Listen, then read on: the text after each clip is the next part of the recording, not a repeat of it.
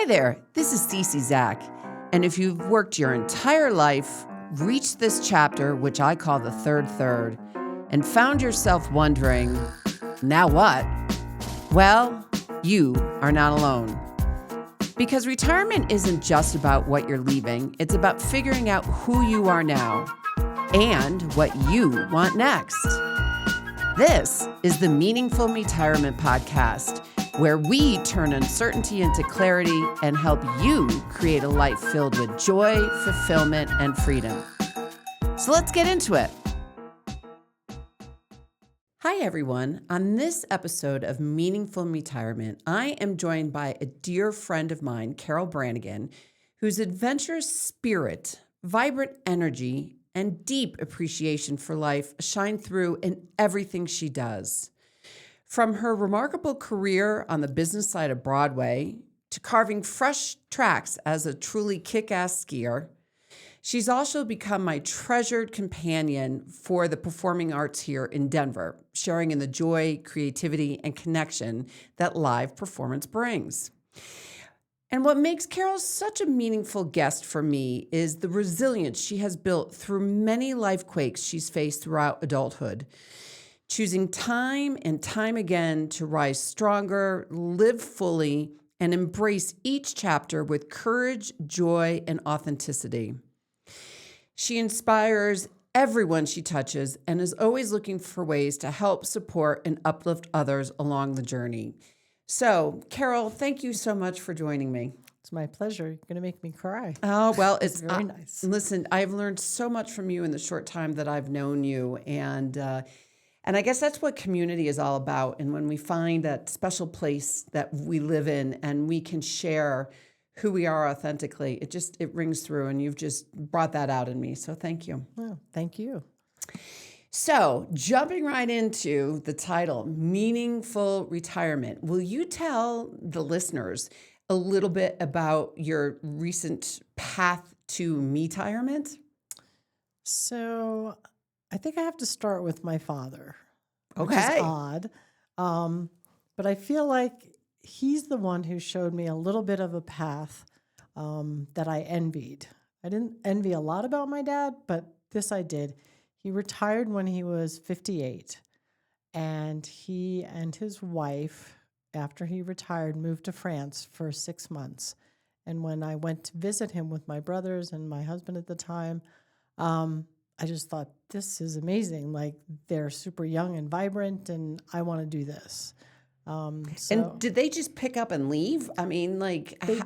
They did.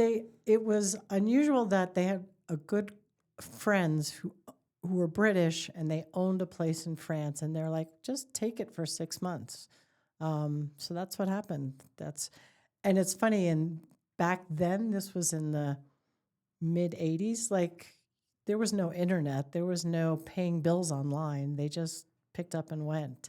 Wow. That's very courageous. And that generation, clearly they were an outlier. You know, they pushed the envelope for that generation. Yeah. So that sort of gave me a pathway when I was younger.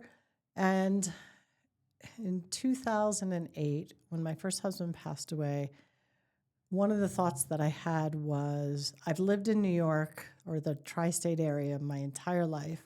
I think when I quit working, I want to do something different, which I think sort of dovetails into all that you're doing here. Like, I just wanted to change up my life. You know, my kids were going to be out of college and hopefully on their way, and I wanted to do something for me. So I retired at 58, just like my dad. Wow. I moved to France for 3 months, and then moved out here, where I didn't really know full-time people, knew some part-time people, but yeah. Okay, I got to unpack this. So let's go back to France. I can understand the motivation for France. And what epiphanies did you have about yourself in that 3 months there? What epiphanies? I think that even though I had planned to do it on my own, but as you know, I met my now husband in 2012. We did not go to France until 2017. So he was with me willingly, very willingly. But I think it taught me that I could leave everything behind and still live a full life in the middle of something I had never seen or never experienced before. And that was kind of strengthening to me, to be put down in a place where I'd never been before with a language that I spoke very little of. Did you take it in high school? I did, and that's about as far as I went. Me too.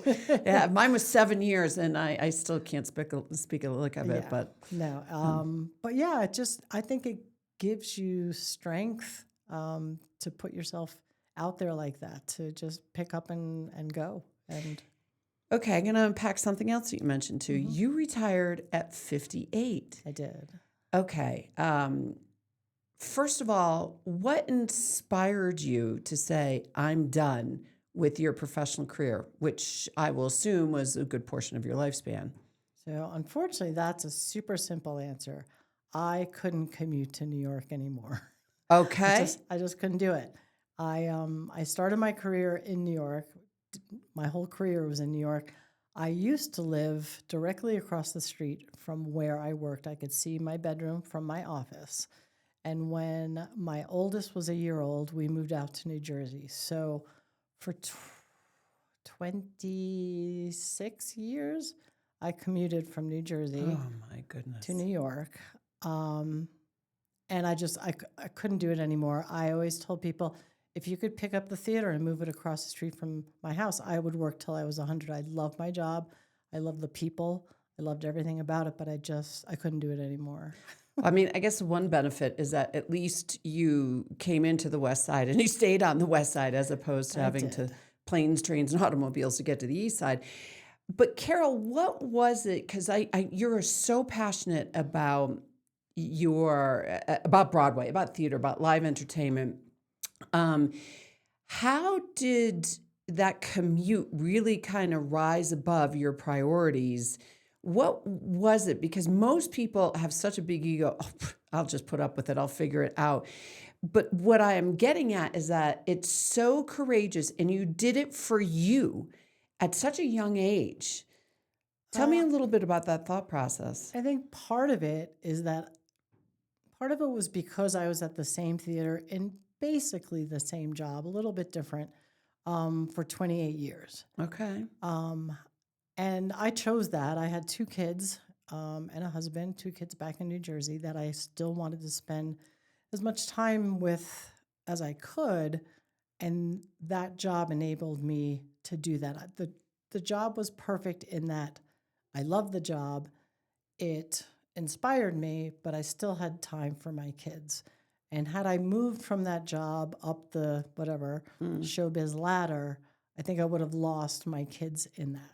So I think part of the reason, had I had a career where I did 2 years here and 1 year there, and I had, at the end of my work life, I had just been at a place for 4 years, it might have been a different decision.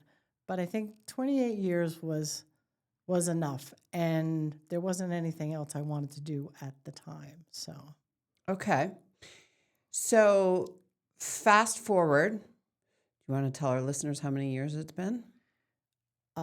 here, Well, no, fast forward since you were 58. Like, so how many Oh. years fast forward from so it's retirement? about the same. Yeah, so 58, I'm doing the math, 8 years, 8 and a years. half years. Is there anything you would have done differently or told your younger self on the back end? It's weird to say no, but I'm just going to say no. I love that. We need more people like in this world that have that courage and confidence to do, especially at that time of life, to let go and then just, I will assume, but before I do and make an ass out of myself, let me ask the question. Did you have a forward plan, a forward-thinking plan all set up, like when you came home from the trip to Europe? Yeah, so we had already purchased our house here 2 years Okay. before. Oh, So the plan was, and it's what we did, we got home in July, and we moved the week after Labor Day in September. So we spent 2 months getting my house ready and selling it, and moved out here in September of 2017. Yep. So this brings me to one of the 5 Ps that I uncovered through that research I did with a group of people here around what brings joy, fulfillment, and freedom. And it's fascinating that you bought the house 2 years before this event. What was it that you knew inside, like intuitively? How did you know that this was the place? This was the house, and that this would bring, that next phase of joy, fulfillment, and freedom for you and your family? It's an excellent question. I'm not sure I knew all those things that you think I knew. Um, But you did it though. we did, and I had been coming out here skiing since my first husband passed away, because it was something that he didn't ski, but I skied and my kids ski. So after he passed away, skiing, at least for me, I don't know if the kids would agree, but for me, it was a safe place because it didn't bring up memories of him. Interesting. So that's when I really started coming out here on a semi-regular basis, bringing the kids or by myself. And I loved being out here. And I tell people it was my 11-year-old dream to be able to wake up and go ski whenever I wanted. And like I said earlier, my whole life in the New York area, this felt different in a good way. We found the house 2 years ahead, not really looking for a house, but we knew when we walked in that house. You've seen the view, you've seen the location. Best view in the Vail Valley. We knew we had to have it, and we would figure out what to do with it once we bought it. So we bought it in May of 2015, and then we rented it for 2 years, and that ended up here. Then tore it apart and put it back together, and yeah. Well, her house is beautiful, and the vision and the view from where they are, it just takes everyone's breath away. I think one of the other things that has amazed me about your third and Don's third is that you created your own community here with friends that you've had from the East Coast for a long period of time. Will you elaborate on how that has just helped create that structure or infrastructure of your life here? And I have to imagine you were one of the front leaders, the forefront to move out here full time of your group from New Jersey. But it's fascinating. Every time you introduce me to someone, oh, I knew that person from high school. Oh, I knew that person from work. Or, I knew that person from somewhere at a different facet of your life. And this is not Florida. I mean, this is not where people are picking up and moving full time to Florida. I mean, it's you've got to be hardy to live out here. So anyway, with all of that said, elaborate a little bit on your community and how it just happened. And, just seeing you all is so joyous. I think I got lucky, honestly. When I was living back in New Jersey and I had 2 kids and a pretty big job, I felt like I didn't have a lot of friends because I was too busy. I had a husband, and that's what we did. And here, there was a little bit of a comfort zone, knowing that at the time there wasn't anybody out here full time. Just people that would come usually in the winter. But there was a certain comfort level to picking this, to knowing that I had some people here. And then, But again, they were not part-time. They were just coming. I mean, they were part-time. they were weren't part-time. Yep. And I think Don and I got lucky that the first summer that we spent here, we met a couple of couples through Vail Club 50 that we just sort of hit it off with, and they became pretty quickly a core group of friends that were out here. Again, not necessarily full time, but more than just a little bit of part time. So I think we got lucky. I think when you retire, that's one of the biggest questions you ask yourself is, well, where am I going to find my group? Where am I going to find my people? And my people are really important to me. Um, and what I love about my New Jersey people is they're so great. And I feel like I've done a fairly good job introducing them to my friends here. And everybody loves my New Jersey friends. So it all becomes kind of one Me big, included. yeah, I love your New Jersey friends. yeah. It's become kind of one big family. And I kind of take a little pride and joy in that, in having brought a whole bunch of people together out here in the valley. Oh, I please take that pride and joy, and I will continue to remind you as I do, but probably not often enough, about how grateful I am for you just taking me under your wing. Yeah. And maybe it was the New Jersey connection, even though we didn't know each Right. other at the time. So I just it's so important to have the right community. Yeah. And that coupled with you have had some extraordinary life quakes, and I call life quakes as the definition of events that alter our life instantly. And you have had quite a few that I know of. And you are the most resilient woman that I have ever met, and continue to find the energy for yourself while managing these life quakes and being so resilient. Um, would you talk a little bit about how you get up after these life quakes? And for our listeners, these are life quakes that barely happen to one person. One of Carol's life quakes happens in our lifetime, but the balance, she's had quite a few that no one deserves to have in their life. So that is a backdrop.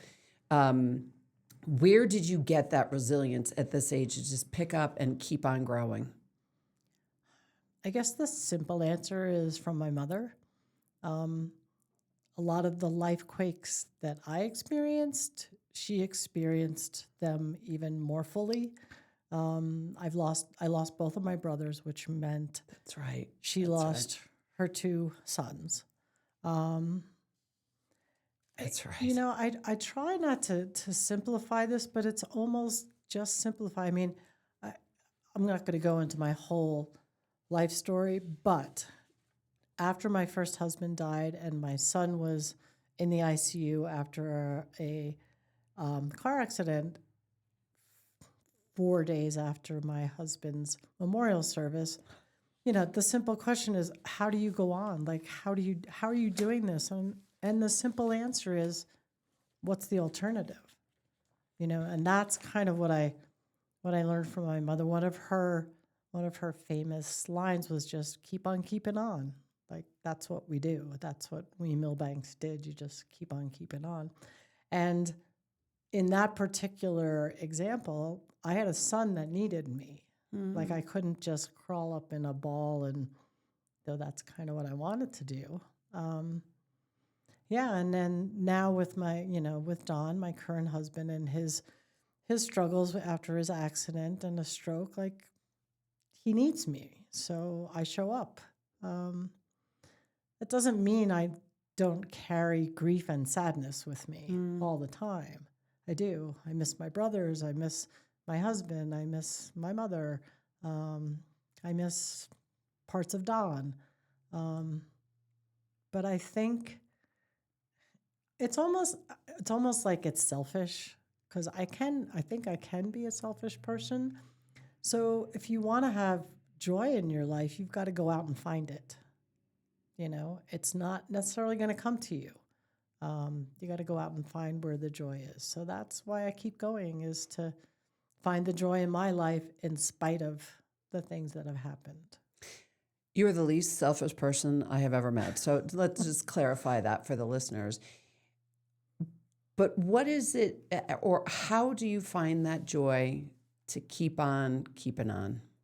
What is it, that brings you that joy? How do you find it?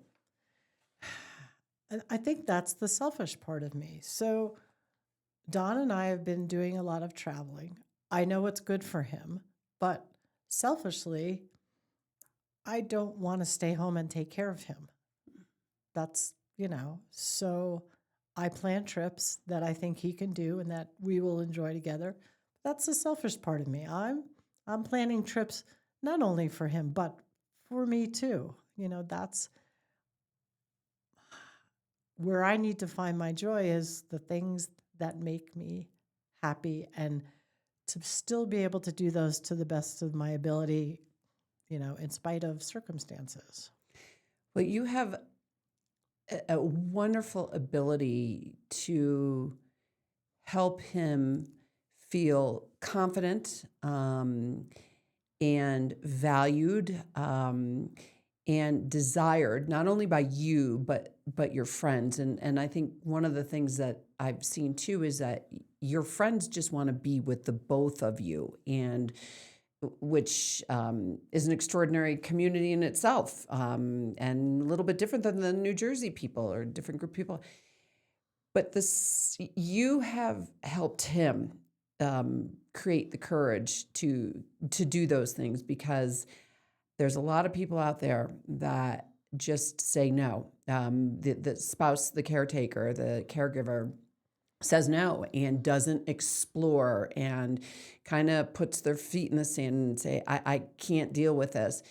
But you're living proof that you can deal with it. And it's just reframing your mindset. And it is so hard at this stage of our life, because many people are fixed in, what is safe and secure. But you just have an extraordinary joie de vivre, and coupled with carpe diem. I'm throwing out all these acronyms with you, and I really hope the listeners see that there are possibilities when you get blindsided left, right, and center, because you are living proof of it. And I'm honored to be in your life. I'm honored to be in Don's life. And for listeners out there, I've known Don pre-accident, and just develop my own relationship with him. And he's just a lovely man. And I have to say, I find him happier now. I know. I find him happier now, and it's all because of you. It's all because of you. So for any listeners out there that just find it so hard to be a caregiver, hopefully this gives you a little inspiration that, as Carol says, she's selfish. I don't think so. She's just finding ways to do something together that are meaningful and with the community. And it just has made the biggest difference with Don. So yeah. And one of the things you touched on, which I just have to circle back on, is I'm so grateful to my friends for allowing us to be in their lives still. I think, when you go through these lifequakes, sometimes you can get isolated. yeah. And thank goodness we have not experienced that. And that's thanks to my friends. So that's just a little shout out to them. Yeah. And I would also say your place too, because you knew that this was your place and you got all your peeps. They live here in the Vail Valley now. So yeah, that's another inspiration to you. So Carol, I cannot thank you enough for taking the time and sharing with us the ups and downs of life. But man, I learned that, if there's something that is just not right in your daily life, and like Carol had this commute and she's like, I'm done with the commute. And it's so brave because it didn't wear on you physically or mentally. And then you had the vision about where you wanted to be in this next phase of life, which was near skiing and in the mountains. And you made that happen. And then through these life quakes that are just completely life altering, I mean, you just persevered and just, you're a beautiful soul inside and out. So thank you for sharing that with us. Well, thank you. This has been a pleasure. Thanks, Cece. Well, and before we go to the listeners, I just want to say this. Transitions like this are hard, and letting go of who you were to figure out who you are now, like Carol did, it's a big shift. And if you're feeling a little uncertain or a little lost, As you can tell with the conversation with Carol, you are not alone.